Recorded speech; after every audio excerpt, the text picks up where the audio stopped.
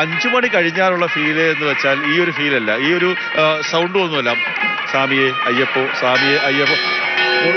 ഉച്ചപൂജയ്ക്ക് നട തുറന്നിരിക്കുകയാണ്. ആ ഭക്തിസാന്ദ്രമായ അന്തരീക്ഷം.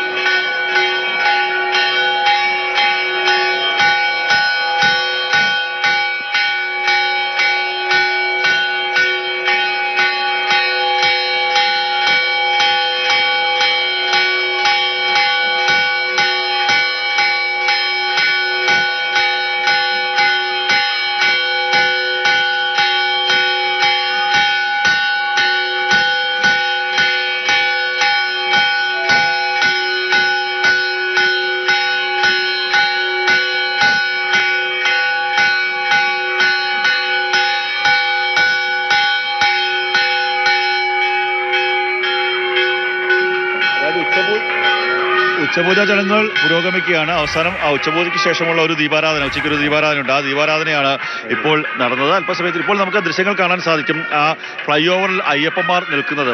അതിൽ ചില ആൾക്കാർക്ക് മാത്രമാണ് ഇരുമുടിക്കെട്ടുള്ളത്. ബാക്കിയുള്ളവരൊക്കെ തന്നെ ഇന്നലെയും മിനിഞ്ഞാന്നുമൊക്കെ തന്നെ ഇവിടെ വന്ന് തമ്പടിച്ച് അവർ അവരുടെ ദർശനം ആദ്യം പൂർത്തിയാക്കി.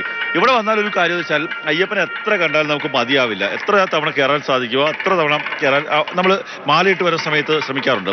റിപ്പോർട്ടിങ്ങിന് വരുന്ന സമയത്ത് വേണമെങ്കിൽ എല്ലാ ദിവസവും കയറി തൊഴാൻ സാധിക്കും. പക്ഷെ ഞാൻ പലപ്പോഴും അത് ചെയ്യാറില്ല. കാര്യം അച്ഛൻ്റെ കൂടെ 5-ാമത്തെ വയസ്സിൽ വന്ന സമയത്ത് അച്ഛൻ്റെ തോളിലിരുന്ന് മിന്നായം പോലെയാണ് ഞാൻ അയ്യപ്പനെ കണ്ടിട്ടുള്ളത്. അങ്ങനെയൊക്കെ വരുന്ന ആൾക്കാരായിരിക്കും. അവർക്ക് ഒരു അവസരം ഒഴിവാക്കുക എന്നുള്ളത്. നമ്മൾ കയറി ഒരു സെക്കൻഡ് നിൽക്കുമ്പോഴത്തേക്കും ആ ഒരു സെക്കൻഡ് ദർശനമാണ് അവർക്ക് നഷ്ടമാകുന്നത്. അവർ എത്രയോ കാലമായി കാത്തിരുന്ന് വരുന്നതായിരിക്കും. അങ്ങനെ അയ്യപ്പനെ കാണുമ്പോൾ കണ്ണു നിറയുന്നല്ലേ അശ്വത്ത് പറയുന്നത്? എനിക്ക് ഞാൻ ഇന്ന് രാവിലെ കൂടെ കണ്ണു നിറഞ്ഞ അയ്യപ്പനെ തൊഴുതിട്ടാണ്. എനിക്ക് സാധാരണ അയ്യപ്പനെ സാധാരണ വിഗ്രഹങ്ങൾക്ക് മുന്നിൽ പ്രാർത്ഥിക്കുമ്പോൾ സ്വാഭാവികമായും കണ്ണു നിറഞ്ഞു പോകും. ഏതായാലും അയ്യപ്പസ്വാമിയെ കാണാൻ വരുന്നവരൊക്കെ ഒരുപാട് കാര്യങ്ങൾ അയ്യപ്പസ്വാമിയോട് പറയണമെന്നൊക്കെ പറഞ്ഞായിരിക്കും ഇവിടെ വരുന്നത്. പക്ഷേ ഇവിടെ വന്നു കഴിഞ്ഞാൽ ഒരു സെക്കൻഡ് ദർശനമാണ്. ആ ദർശനത്തിലെല്ലാം മറന്നുപോകും. സ്വാമി അയ്യപ്പ എന്ന് മാത്രം പറയും, കടന്നുപോകും. ഏതായാലും മകരവിളക്കുമായി ബന്ധപ്പെട്ട വിശേഷങ്ങളിലേക്ക് തിരിച്ചു വരേണ്ടതുണ്ട്. ഇനിയാണ് പ്രധാനപ്പെട്ട ചടങ്ങുകൾ ശബരിമലയിൽ നടക്കാനിരിക്കുന്നത്.